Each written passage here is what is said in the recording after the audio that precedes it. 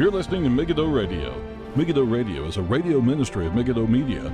For more, visit our website at megiddoradio.com. That's megiddoradio.com.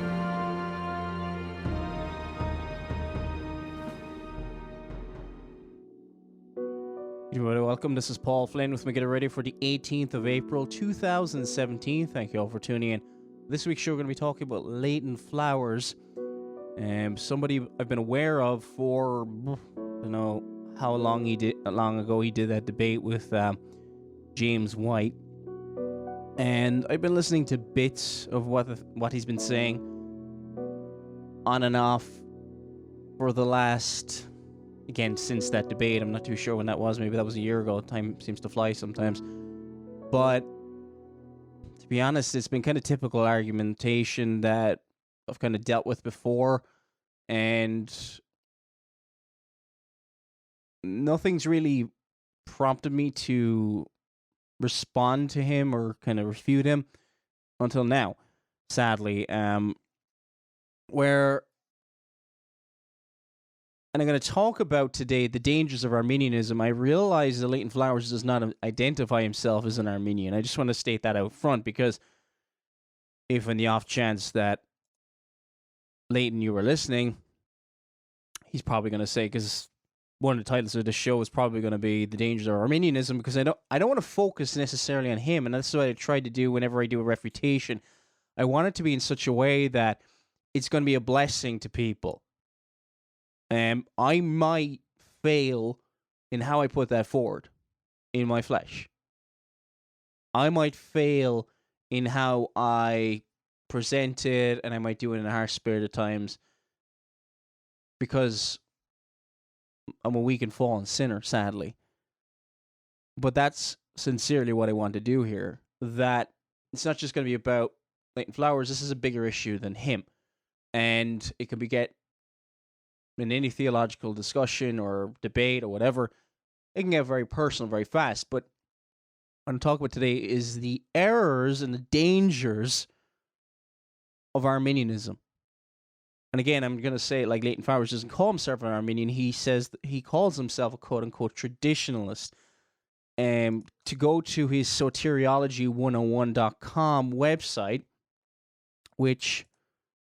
I don't know, is it .com or .wordpress.com? It seems to take me to different places.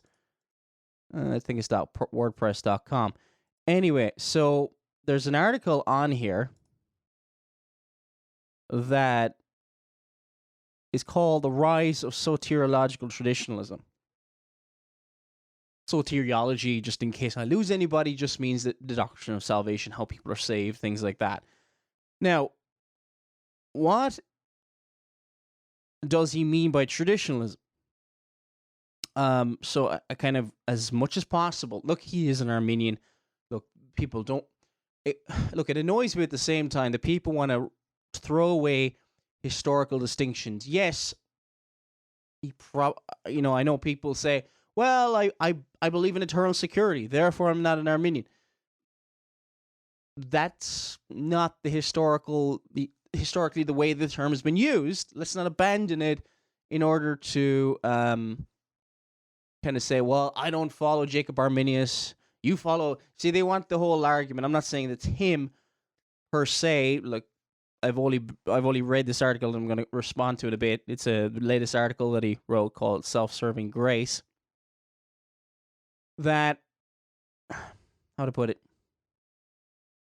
It's easy to kind of go, oh yeah, Calvinists follow John Calvin, so then the Arminians don't like to be called Arminians, basically, so that they don't get labeled with that. Yes, I know these are named after men. Pelagianism comes from the man Pelagius. Many Pelagians haven't a clue who Pelagius is. But they deny the doctrine of original sin. The man is born a sinner. They say that man becomes a sinner. And there's variations within that camp, but it's still Pelagianism. Regardless of whether the guy follows Pelagius, most people don't. So by using the terms, just get this silly argument out of the way by using the term Arminianism or Calvinism or Pelagianism or semi-Pelagianism. These are historically well asserted what they mean, what these terms mean. A simple study of church history will show Augustinianism. These are set down. We don't have a right to change them now because we don't like it, and then it might make it sound like, oh, again, Calvinism is just a nickname to distinguish the Reformed soteriology from the abandonment of the Reformed understanding of the truth, the Reformation, the truth of the Reformation, the gospel truths of the Reformation, and the Jacob Arminius's, and then his followers were called the Remonstrants. Their contention with the doctrines of grace, as found in the Dutch Church, they disagreed at 5 points, and then later became Calvinism because it was basically to defend and to distinguish itself from Arminianism. These terms are only there for clarity. It does not mean we follow Calvin. There are many Calvinists who've never, ever read John Calvin. You don't have to have read John Calvin, know anything else, to be historically, now what we're talking about, a Calvinist. So let's get through that. Anyway, so on the website Soteriology 101, he talks about the rise of soteriological traditionalism. In 2012, hundreds of pastors and professors and lay persons affixed their signature to the most attested confession of faith Southern Baptists have ever produced, with the exception of the Baptist Faith and Message. Since that time, hundreds more have signed this document, which is available for signing at the Connect 316 website.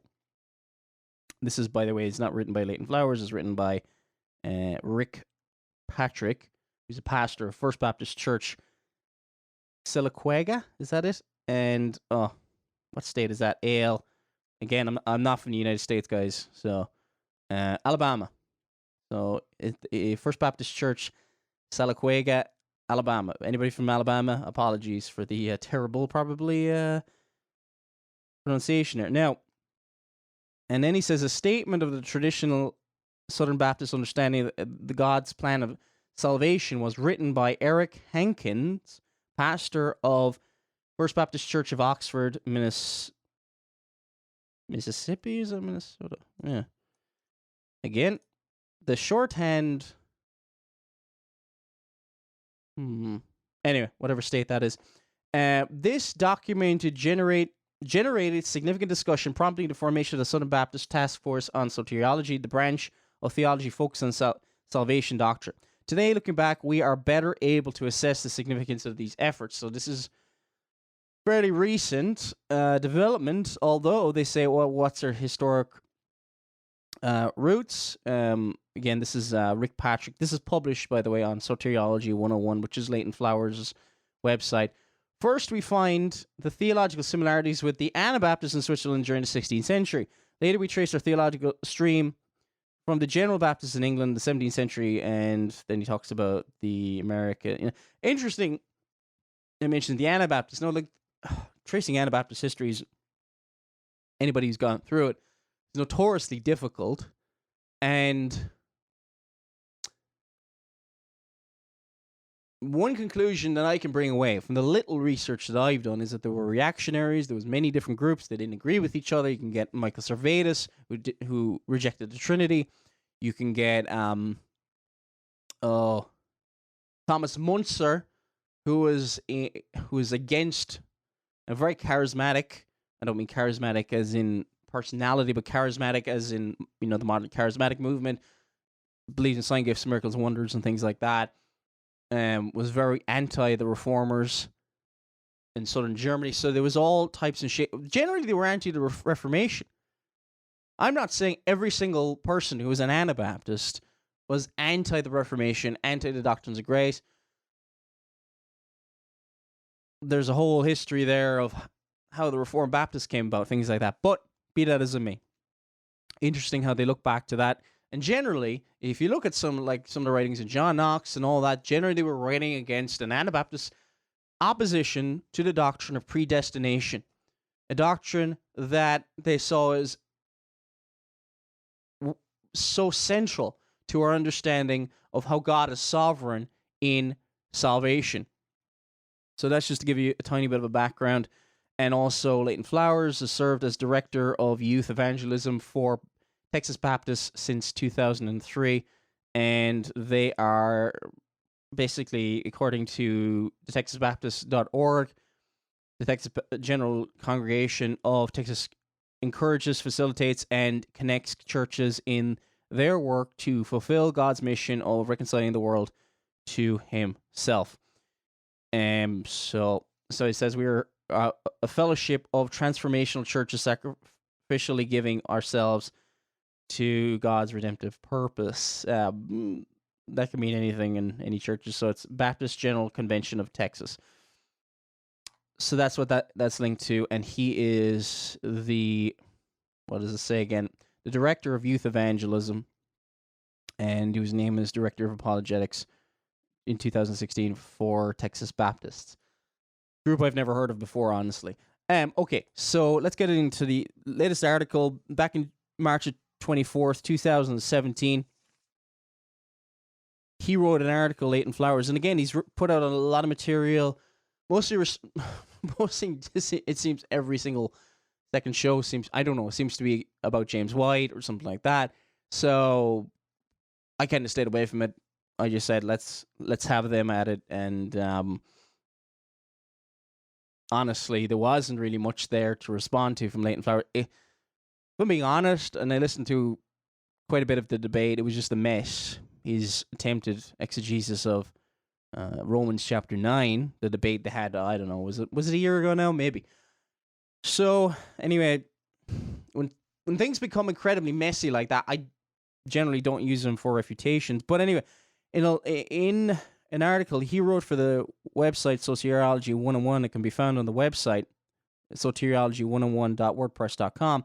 He's an article called Self-Serving Grace, and this is where it gets really disturbing, and it shows the dangers of Arminianism. He says in this article, true grace is given from a selfless motivation to benefit the one to whom it is given, not with sights set on what one will receive in return. Sounds wonderful, doesn't it? Except he believes this is referring to God. You have to realize, when we talk about self-serving, and what he's going to reject in this article is Soli Deo Gloria. One of the pillars, one of the solas of the Reformation.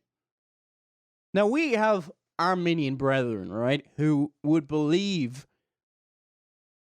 inconsistently, in some places, sola gratia and places like that, but they believe it's all of grace, in their understanding of it, it's a bit muddled and things like that, but they do believe that. There are inconsistent Arminians, know lots of them, and know all of lots of them. I've critiqued some of them on the show and things like that, where they hold to the solas of the Reformation. Again, in a very inconsistent way, in a very problematic way, but they still hold to it. Sola Scriptura. Without that, you don't have Christianity. You've got some kind of Roman Catholicism or Eastern Orthodoxy. Speaking of Eastern Orthodoxy, people are probably aware of Hank Hanegraaff converting. Didn't really go into that myself because, again, a bit outside of my area. I've never really done much research into Eastern Orthodoxy, but they're very similar to Roman Catholicism from what I can see. So once you abandon Sola Scriptura, then you bring in other forms of authority. So Sola Scriptura, Sola Christus, Christ alone, Sola Gratia. Okay? And they're all essential, are they not? Faith, sola fide. Sola fide, sorry. I'm saying the Italian, not the Latin. Sola fide. And Soli Deo Gloria. If we're Christians, should we not believe the Bible is the only authority, the supreme authority, not the only authority. Like there are subordinate authorities like creeds and councils and subordinate to the scriptures. Let me be clear. They're all to be tested by the word of God. Everything is to be tested by the word of God. There's a subordinate authority of the church, but it's subordinate and everything has to be tested against the word of God. Not this kind of idea with Roman Catholicism where it says they're on the same level, which never really works anyway. It becomes sola ecclesia, or kind of the church gets to decide how it's interpreted and things like that. They, the magisterium, are the ones who set the agenda and and all these kind of things. Anyway, and you have church tradition, apparently an unwritten oral tradition that is handed on, and Hank Hanegraaff as well referred to that in the program. Somebody was asking about Eastern Orthodoxy. Look, Eastern Orthodoxy is not Christianity. And my friend and brother in Christ, Richard Bennett of BreamBeacon.org, I believe, has done a video. Anybody's interested in Eastern Orthodoxy, before I finish on that point, go to his website, BreamBeacon.org. Pray for the man. He's having and has been having health issues on and off for the last, probably since I interviewed him last, which is incredibly sad. And they probably, and he's suffering. So keep him in prayer. If you can support him. Look, there are great ministries. Can I just a little aside before I get. Look, there are great ministries out there who've been serving Christ in different ways. Radio shows, Richard Bennett, Chris Aronson of Iron Sharpens Iron Radio. Look, it's a bit different with me. I've got a day job. I can.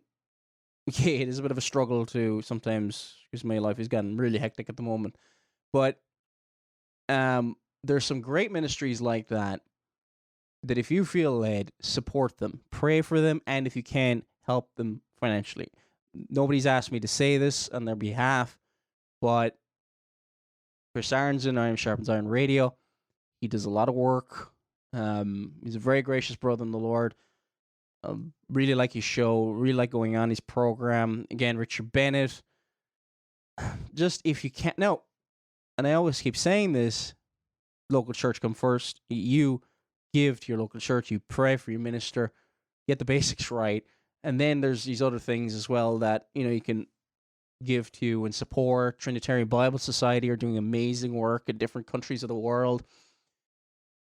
There's so many things you can pray for, brethren. So do not forget these men who have been serving Christ for decades. And I say this because there's so many Johnny Come-Latelys on the internet, and you might even include me in that. I've only been doing this, I don't mean this in a kind of sarcastic way, I've only been doing this since 2011. That's not that long. There are some people who've been making videos longer than the internet was even thought about. So those are the kind of people we need to get behind. Those are the consistent people who've been serving Christ. It's great with all the exciting new things that can come up on YouTube and all this kind of stuff. And a lot of it's detrimental. Honestly, a lot of it's distracting and a lot of it's not great. We would have been, if you look at the education levels of, men of the 16th, 17th century, Westminster Divines, the translators of the King James Bible, things like that, how they loved the Lord and they were so scholarly at the same time. They were humble men, godly men. No, sorry, I went off on a bit of a tangent there, but keep those men in your prayers. Richard Bennett and Chris Aronson, Trinitarian Bible Society. Keep my minister David Silversides in your prayers. Lochbrooklyn Reformed Presbyterian Church of Ireland. Keep our denomination, Reformed Presbyterian Church of Ireland, in your prayers.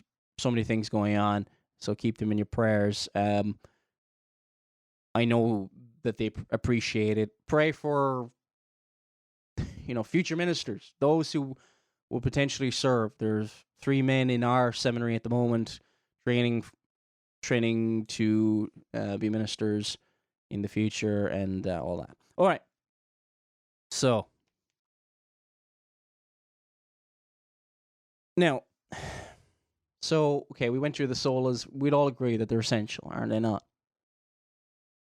But in this article, unfortunately, Leighton Flowers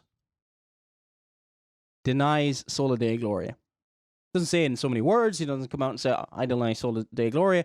But he says, some Calvinists undermine this truth. Just the fact that, said, this truth is what makes God's grace so absolutely glorious. He's talking about the selfless motivation. How can I put this in very simple terms? God is for God. Why? Because he is most glorious. He comes before mere creatures like us.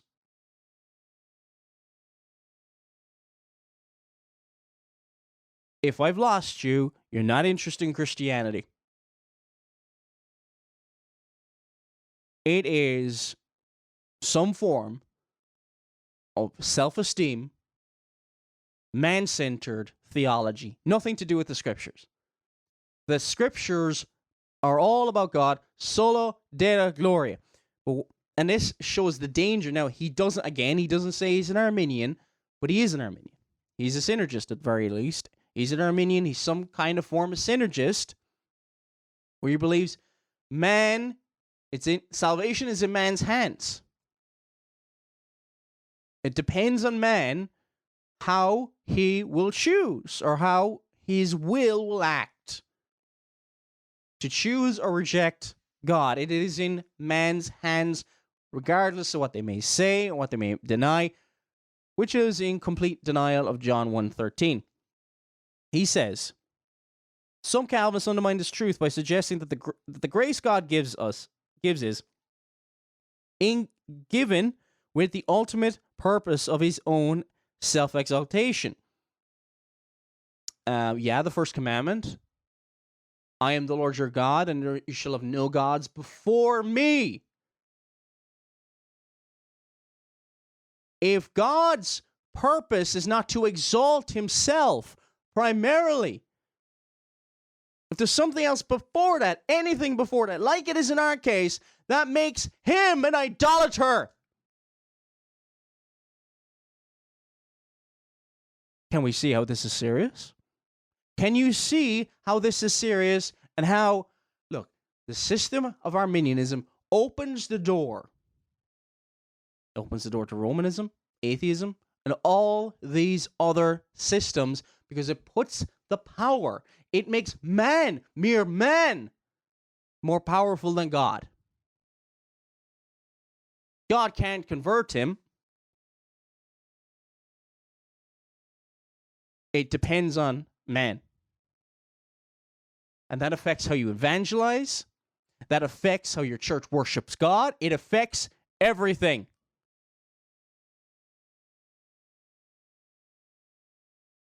These Calvinists, he said, are unwittingly undermining the very truth about God's grace that best exalts his glory. Allow me to explain, he says. Notable Calvinists are known to argue that God's primary concern is not the welfare of men.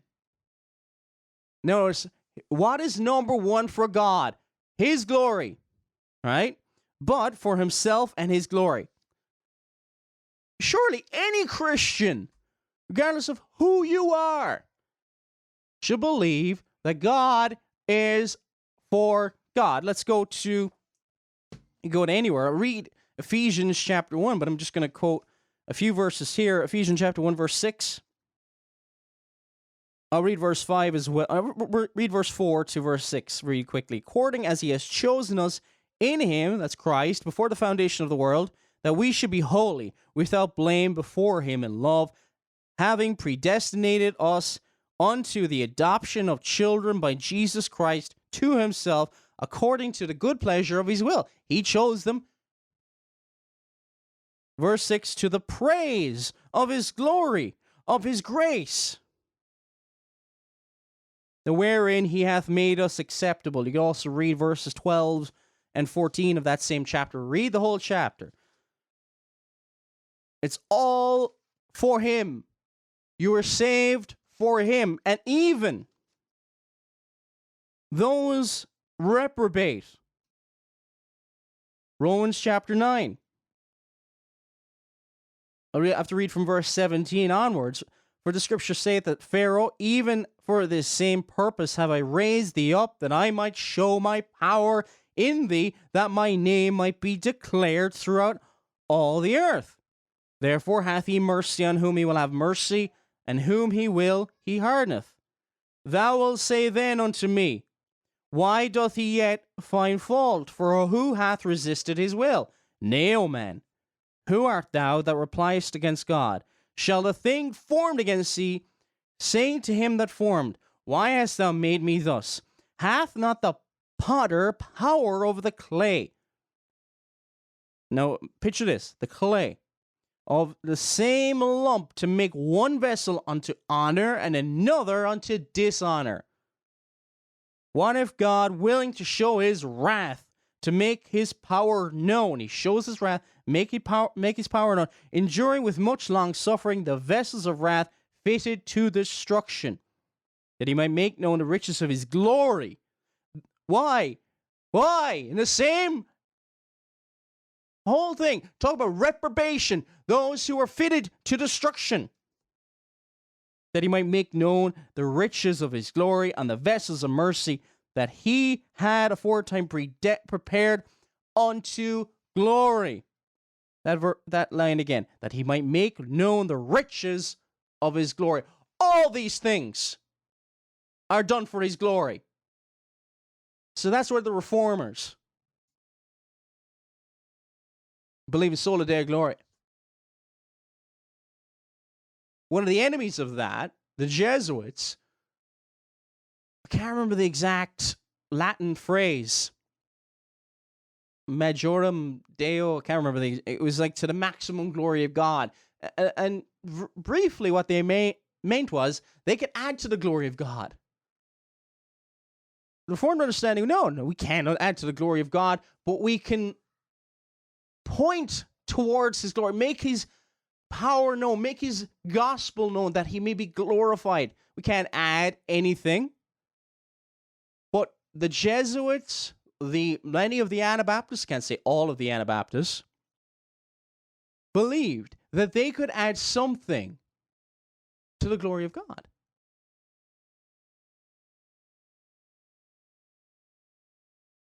What does he say? He says, in contrast to the claims of Calvinism related to God's ultimate desire for self-glorification, so he doesn't want to be glorified. That's not his primary concern, apparently. So what was Jesus praying in John 17?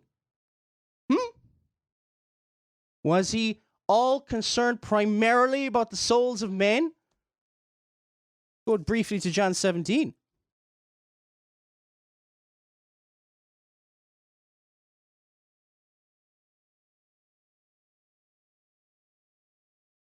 Okay, we'll read from verse 2.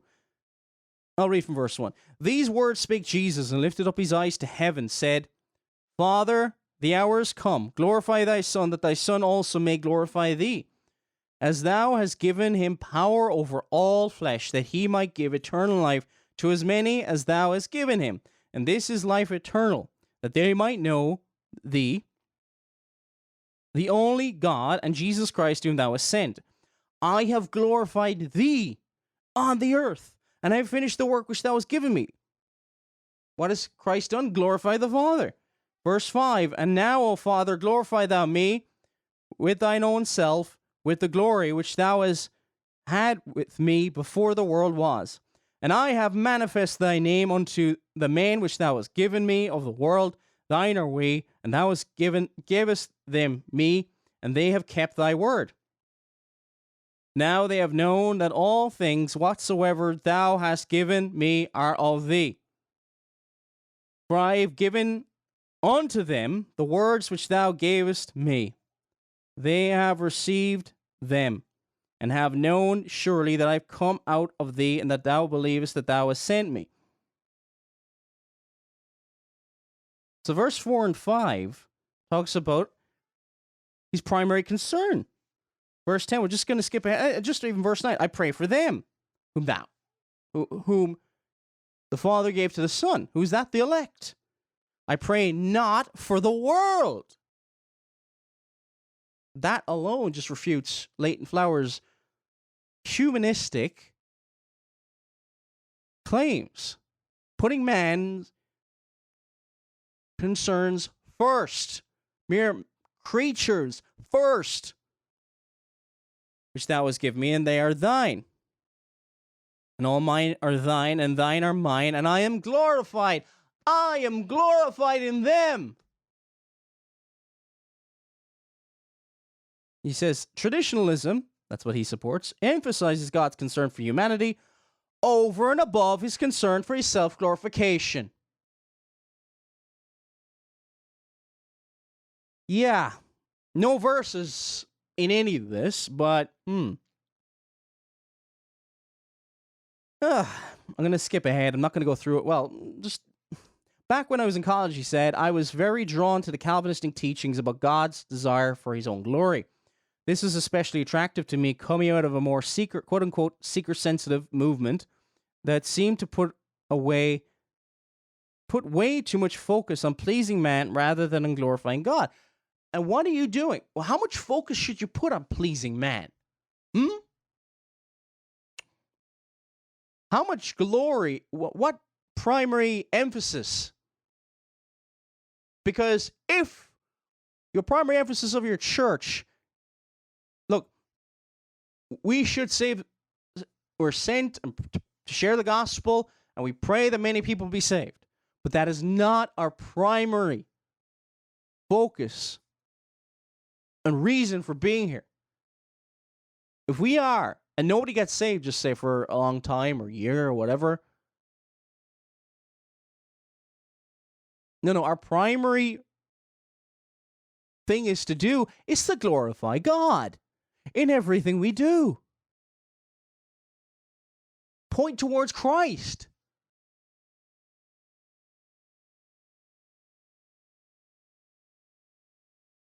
Salvation is not in our hands. How we preach, how we present things. Yes, we should do things in a biblical manner, of course. And God will bless those things that glorify him in a general sense. Sometimes God will save people in times of leanness, shall we say, in the church. It's all in God's hands. This is hard to go through. Anyway.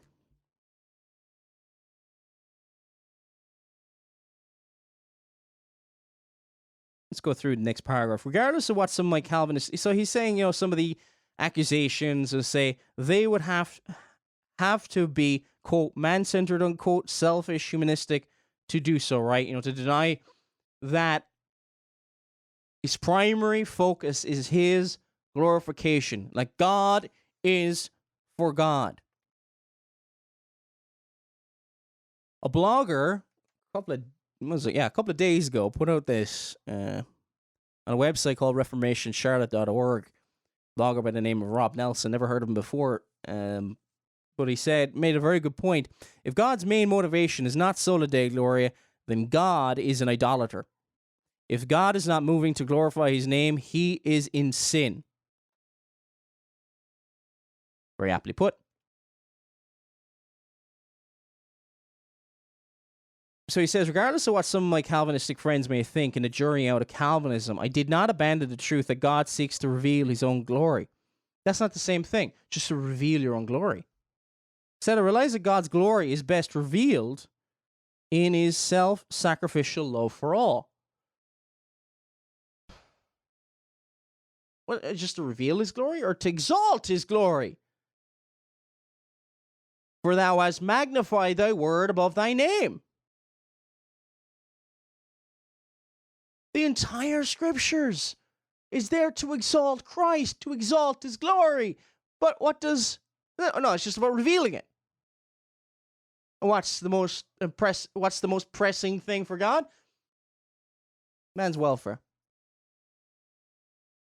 Autonomous, man's welfare. skipping ahead a little bit, by putting the welfare of man above his own self-glorification, God reveals himself to be so much more abundantly glorious than anything we could imagine. What utter arrogance. Because he puts us first and not his own glory. It just shows how amazing he is. Why? Because we're amazing. Just kind of see the logic here? No. It's a tarnish upon him to not put him first because he is so glorious. He is so wonderful. We are to be in awe of him. We are to serve for him. We're to evangelize for him. And secondarily, of course, for other people, for the people we witness to. But primarily, above all else, we're to do all things for Soli Deo Gloria, all to the glory of God alone. It was very important to solas. See, Rome has no problem saying that they believe in Scripture, that they believe in Christ, that they believe that salvation is by faith, that they believe that salvation is by grace, that they believe salvation glorifies God. But the problem is, alone. It's not alone. Their problem is with the solas. That was discovered not discovered for the first time, but back in mid-1990s, a document which is signed called Evangelicals and Catholics Together. That was in 1994, 1995. And J.I. Packer and Chuck Colson were on the so-called evangelical side. And then you had Richard John Newhouse and other prominent Roman Catholics on the other side signing this document, almost showing that they've come to agreement on the gospel. That salvation is by grace, through faith in Christ. But what that does is completely sidestep the very fundamental issues of the Reformation and what was fought and won, and many times people lost their lives defending. No. And then you get kind of movements like this every now and again. You know what? Calvin, Luther, Zwingli, Bullinger, and I'm not saying men are our authorities, but just come along every now and again. They're godly men, but they're just so wrong here. Which is basically saying Rome is right on the debate on free will. Erasmus was right and Luther was wrong. Erasmus on the Roman Catholic side, Luther on the Protestant side.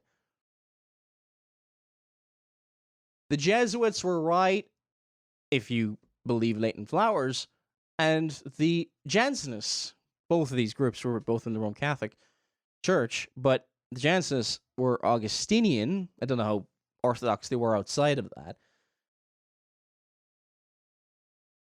But anybody who didn't believe in the doctrine of free will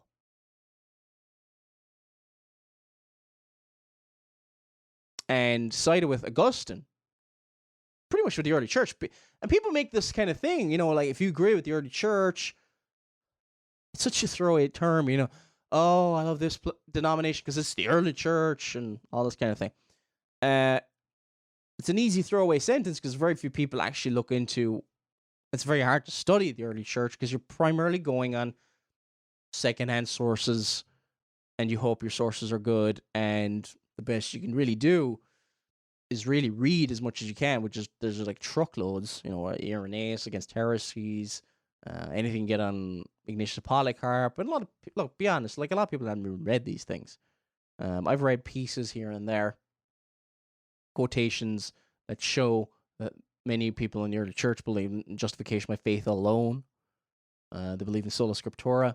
There's a great book by trying to remember the book. Oh yeah, the Church of Rome at the Bar of History by William Webster. It was published by Banner of Truth.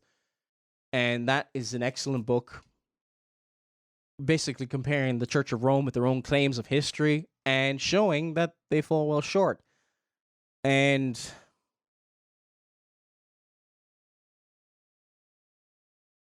yeah.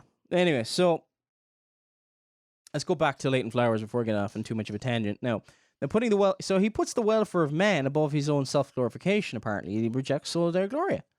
Does this not show the dangers of Arminianism? The the corrupting influence,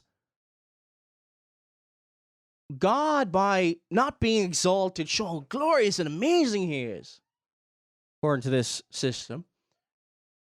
Does this not breed liberalism, irreverence, a lack of awe for his word, a lack of carefulness? He says the Calvinist seems to think God's glory is best manifest, and he uses the term manifest. No, how about exalted? Best exalted. But he doesn't want to use that term because he doesn't like that. Is best manifest by putting his own exaltation first, whereas the example of Christ reveals just the opposite. Now, of course, Christ came. He humbled himself on the cross. He took on the form of sinful flesh. He was never sinful, never sinned, not once. But he paid for the sins of his people.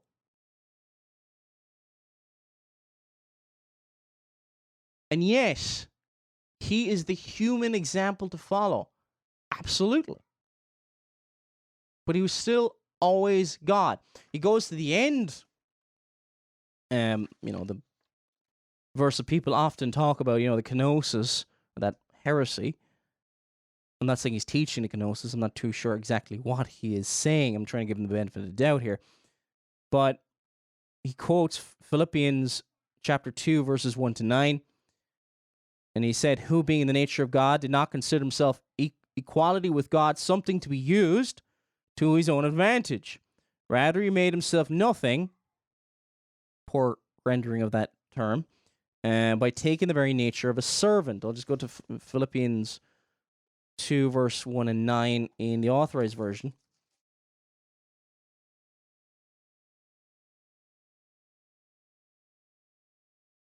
So,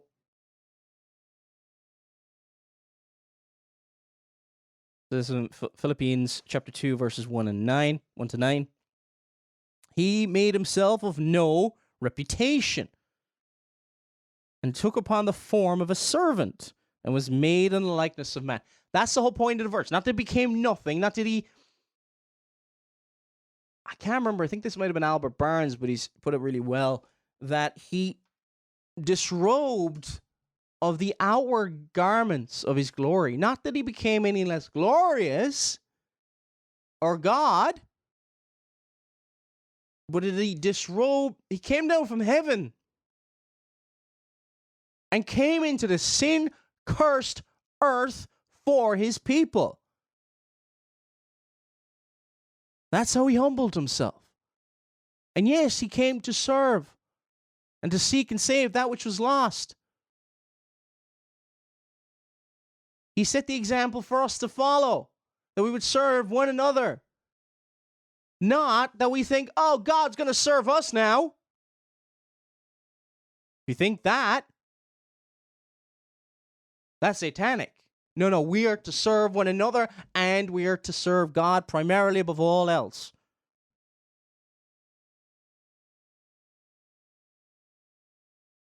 Anyway.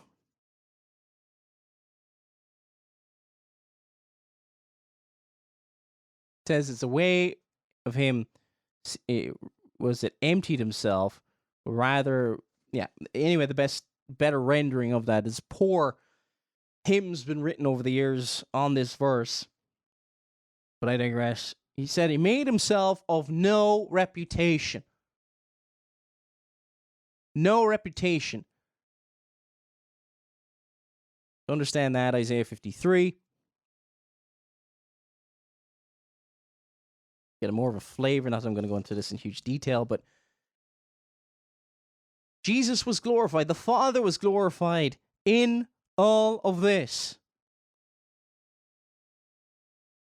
Isaiah 53, verse 2, for he shall grow up before him as a tender plant and as a root out of a dry ground. He hath no form nor comeliness, that we should see him. There is no beauty that we should desire him. He didn't come in a great fanfare. He was born in a manger, came of no reputation, just like any other. From a human standpoint, it looked like he was just another man until you compared all the characteristics of his life matching the prophecies in the Old Testament. He didn't cease to be nothing. He stepped down from the glories of heaven, became a man,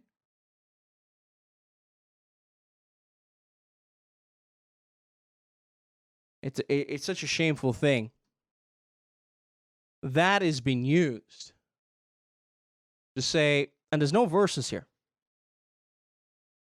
just at the very end.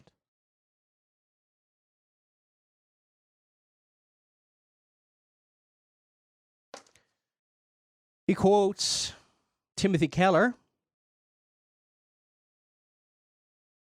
just showing the problems with Timothy Keller, by the way. This is from Tim Keller's book, The Reason for God, and I'm planning to cover Tim Keller in the future. Some of the grievous errors people have talked about. I think E.S. Williams has a book called, if I'm not mistaken, he's got a small book called Neo-Calvinists. I think that's the name of the book, or Neo-Calvinism. E.S. Williams, anyway, he's actually a member of Metropolitan Tabernacle in London. That's, for anybody who knows Charles Spurgeon, that's the church today. And the minister today is, oh, why can't I remember that? Oh, that's really embarrassing. I'm just going to look that up. Metropolitan Tabernacle.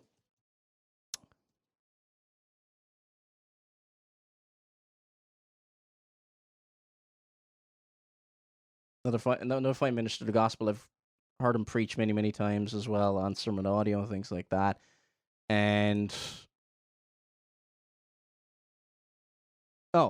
Peter Masters. Why couldn't I remember that? Anyway, so Peter Masters is the minister there at the moment, and E.S. Williams, as far as I'm aware, is a member of that congregation. And it's good to know, if you're reading people, if you're listening to radio programs and people claim to be Christians, where are they going to church? Because often I say this is because those guys I used to listen to at the very start, and then you find out that they hadn't gone to a church for like 2 years. Brother, if that's your story, you're backslidden. Get off podcasting, get yourself in order, sort yourself out, get into church, submit, and then maybe get back again. You may not have a great church in your area. Get into church. Be a member of a church. Not an option. It's not an additional extra. It's not like, ooh, you go to church. Do you know what it means that you love going to church? You love the brethren? It means you've got a credible profession of faith. It means you're saved. Lord willing. No, people go to church. May not be saved. I'm not just saying because you go to church, you're saved. But if you hate the brethren, you hate Christ. End of story. Don't make that as an excuse. So anyway, E.S. Williams has talked about it, but Tim Keller and a couple of other people have talked about him as well. There's also another book. I haven't read it, though. Engaging with Keller, a number of ministers in Scotland, I think. Anyway, but if people want to check that out, Engaging with Keller.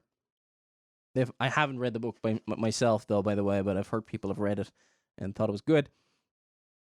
But anyway, Tim Keller said in page 218 of The Reason for God, this is why God is infinitely happy, because there is an other orientation at the heart of his being, because he does not seek his own glory, but the glory of others. Wow. Now, I don't know what the wider context of that is, and I have The Reason for God on my shelf. Maybe I should get it. But he quotes that by itself, that sounds horrendous. By Tim Keller. I don't care what he calls himself. Tim Keller is not a Calvinist. And if he is, he's one of the worst I've ever read. I hope, by the grace of God. Look, I'm just so... Why is Tim Keller so popular? Why is John Piper so popular on the Reform today? Does it show the weakness of the Reform? Look, and John Piper's far better than Tim Keller. Far better. But John Piper is a charismatic. And that is just like, what? They just don't go together. A charismatic believes the canon of Scripture is open and God is still speaking. Doesn't believe Hebrews 1, chapter 1, verses 1 to 2. Now, he quotes from John Piper as well. Why are you I know people just do this, and and I understand. Okay, you want, like, Leighton Flowers wants to engage with the Calvinism of today. Again, but there's not great scholarship around today. There isn't. There are godly ministers who are Calvinistic, but often they're not that popular, but they don't have huge YouTube channels. They serve godly. They've preached for many decades, and you probably don't even know them. I'm not saying that there aren't godly Reformed churches around, but there's very few popular people. Joel Beakey is a fantastic example of one guy who is very popular, and if you want to get a great book on Calvinism from a modern day writer, because I know people get kind of tired of saying the guy has to be dead before I'll start to read him. I get that. I understand that, okay? But here's a book. People have asked me by email for recommendations. You're studying Calvinism. Do I have the book? Yeah. Living for God's Glory. And look what the title is. Living for God's Glory. God's glory is the primary focus of Calvinism. Man's glory, or man's welfare, or whatever you want to put it, is the primary focus of Arminianism. And here, Leighton Flowers admits it. But anyway, Living for God's Glory, it's an introduction is the subtitle to... Joel Beakey wrote this a couple of years ago. Got a forward and a couple of chapters. Michael Haykin wrote a chapter in it, I think, and he's a very good writer as well. And yeah, get Lorian Bettner's The Reformed Doctrine, Predestination, and read Calvin's Institutes. It's very easy. It's very easy to go with. John Piper is at times very poor. No, just as I probably am, okay? Go with the best. Go with the Jonathan Edwards of the world. Go with the John Calvins. They're in print. They're, if you're dealing with covenant theology, go with the Herman Witsiuses. Why are we going with Tim Keller? If you're a Reformed minister, I pray to God you're not reading Tim Keller. Anyway, that's enough of that. Okay. I also want to look at, and look, read Romans chapter 9 slowly. Read Ephesians 1 slowly. Read John 17 slowly. Read your Bible slowly. In prayer, and you'll see that it's all about God. God is for God. Not primarily for man. He's not an idolater. This is heresy. This is the danger of Arminianism, and he's taking it a little bit more consistently, and I fear for the man. Seriously. I'm not trying to be nasty or anything like that. And I might be taken in that I don't know. Sometimes you just kind of, you pray about things, but you just got to say it. I fear for anybody who believes this. If you believe this,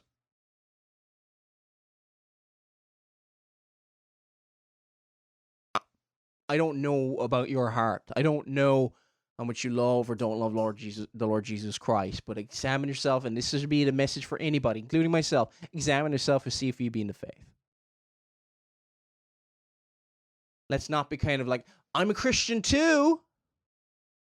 Hey, why can't I criticize this doctrine that's clearly taught in the scriptures? But Soli Deo Gloria, I know many Arminians who do not dare touch such a doctrine. To tremble at God's word.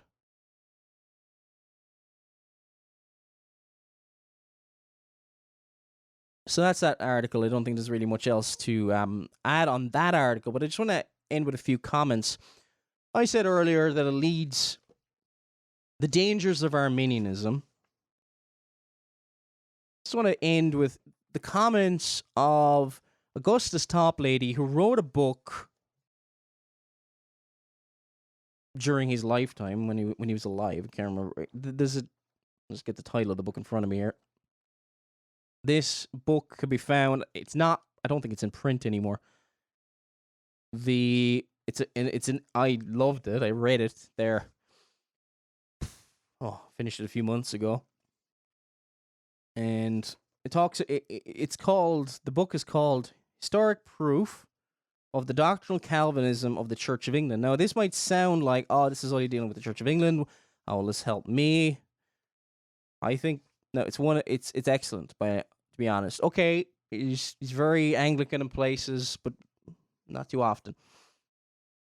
He's very good, and it's very good.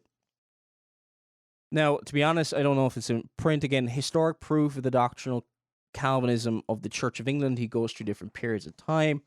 He talks about the universities under Charles I, James I, under Elizabeth, and he also looks at the martyrs. He shows a lot of the quotations are from Fox's Book of Martyrs, actually, in this book. But while, look, I have Fox's Book of Martyrs. My wife actually recently enough finished reading. Well, everybody's got Fox's. Well, not everybody. Anybody's got Fox's Book of Martyrs nowadays. Generally has an abridged version. I realized this, maybe about 6 months ago, a year ago. I'm a bit of a purist I don't know what you call purist. I'm a bit of a. I don't feel like I have a book until I have the full edition as the author intended to publish it. So I don't even feel like I have it on my shelf, but I have an 1824 edition of it. So there's 8 editions in the original. That's what Top Lady's quoting from in this book. Look, if you want to get this, Top Lady's right. It's basically Top Lady's works, right? This is a very old edition. This is back in the 19th century. I think this is published. Like this thing has been rebound and was falling apart at one point. I love old books. If you love old books, and you're probably saying, where on earth do you get this? I am not like some kind of guy who can track down books. Old books are very hard to find anymore. There's a man by the name of John Gowan, right? If you want his full email address, because I can't remember off the top of my head, email me, megiddofilms@gmail.com, MEGIDDO films. But if you just type in Gowan Books, he is in Northern Ireland. And I probably plugged his shop a number of times. If you're in Northern Ireland, go there. If you even kind of like books, it's just an amazing. It's the best bookshop in the world. Seriously. It is the best bookshop I have been to by a mile. There's nothing. I go there and I spend 3 hours there. And the only reason I go home is not because I run out of money. Great prices, by the way. Seriously, I would go. Well, usually the books I get are paperback. I try to save because I don't have a ton of cash either. But if I go there, I'll probably go there maybe once a year. I've gone there in quite a while now. And I go there and I probably come back with about 20 books. Some hardback, some not hardback. And it'll be like 100, 150 pounds. It depends on the books and depends on the condition. And it depends how rare they are. Like Fox's Book of Martyrs would cost more, be about 30 pounds. But it's a great price. And he's a lovely man. And like seriously, if you're in Northern Ireland, go to Gowan Books. It's in the middle of nowhere. You're gonna need a car. And if you're visiting here, rent a car, do something. Go there, give yourself a whole day. You're gonna be exhausted by the end of it. If you love books, you're gonna be there, get boxes. Well, he can give you boxes.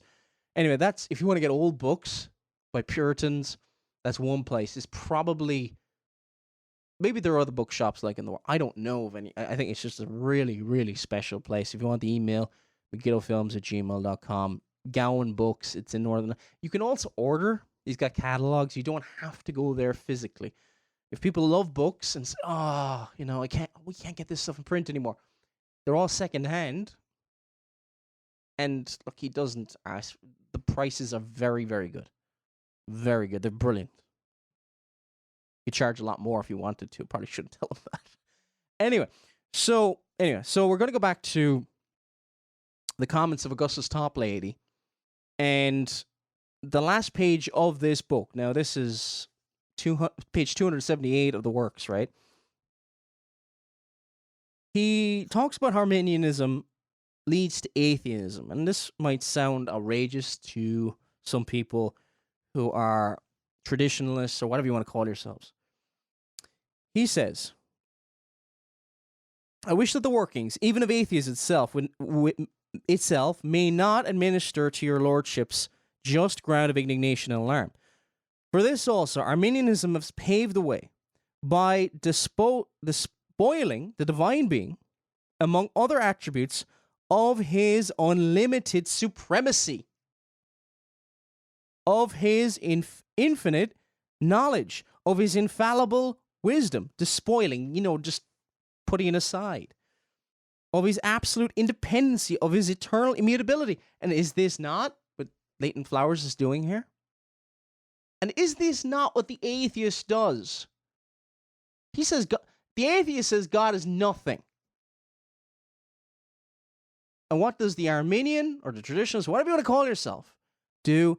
It limits, it diminishes, it tarnishes, it mocks the glory of God. That's what it is. It mocks, it spits in the face of God. To reject Soli Deo Gloria. I'm not saying we disagree in a passage here and there and go in the right direction. You are saying that man's welfare comes before God's glory. That is a disgusting blasphemy. No, God is for God. And yes, it is man-centered. Top Lady went on to write, not to observe that the exempting of such some things and events from the providence of God by referring to them to free will, to contingency, to chance, is another of these back lanes which lead in a direct line from Arminianism to atheism. Neither is it at all surprising that any who represent men as gods by supposing man to possess the divine attribute of independent self-determination should, when their hand is in, represent God himself with the imperfections of a man by putting limitations on his sovereignty, by supposing his knowledge to be shackled with circumspection and darken it with uncertainty, by connecting their ideas of his wisdom and power with the possibility of disconcernment and disappointment, embarrassment and defeat, by transferring, and what we mean by embarrassment and defeat, God tries to save, but apparently cannot save some people. According to this travesty of the theology, by transferring his independency to themselves in order to suppose their favorite doctrine, which affirms that the divine will and conduct are dependent on the will and the conduct of men, by blotting out his immutability, that they may clear the way for conditional, uncertain, variable, vanquishable, immiscible grace, and by narrowing his providence to keep the idol of free will upon his legs, and to save human reason from the humiliation of acknowledging her inability to account for many of the divine disposals, so that according to this scheme, we may write under the majority of incidents that come to pass his motto, Hic Deus nihil fecit, who sees not the atheistical tendency of all this. Let Arminianism try to exculpate herself from the heavy but unexaggerated indictment, which, if she cannot effect, 'twill be doing her no injustice to term her atheism in masquerade. Some parts of this book are brilliant. Brethren, you need to read it. Again, I don't agree with all of it, but what books do you agree with all of it? Sometimes Top Lady is just brilliant.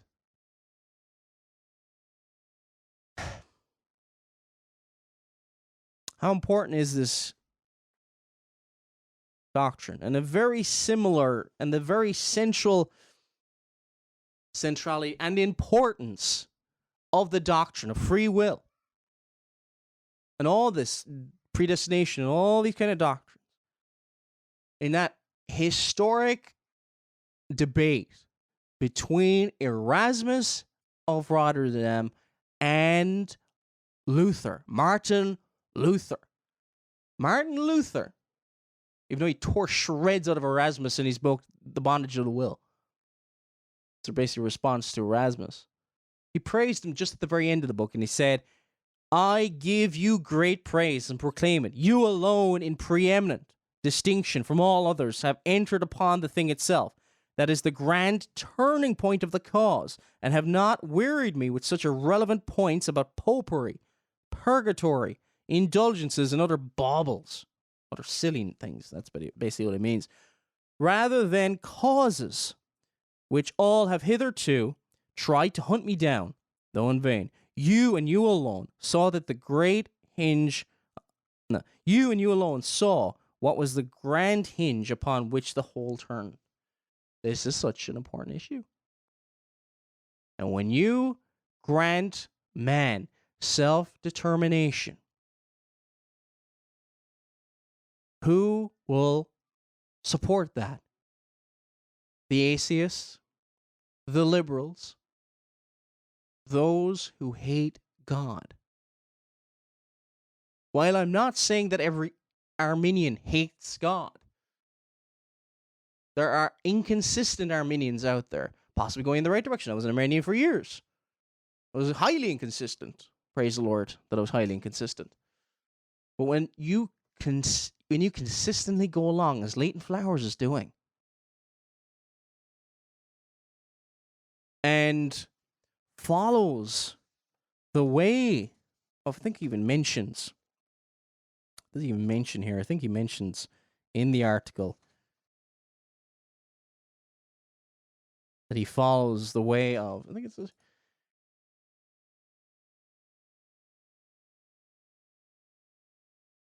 oh, I think it's here now. I think he mentions Billy Graham. I think he mentions, it's on his website, can't remember exactly. You're going to find it there. Yeah.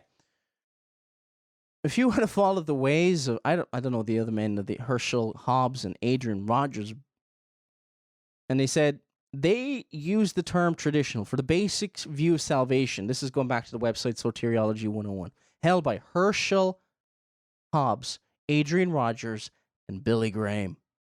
Billy Graham was an Arminian. Billy Graham was all about inviting God into your heart.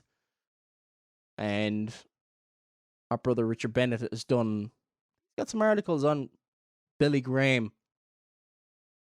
And he's talked against Billy Graham and the Billy Graham Association at, what's the name of the, I think it's London Baptist Theological Seminary. I can't remember the, there's a seminary anyway that's linked with the Metropolitan Tabernacle, which Peter Masters is over.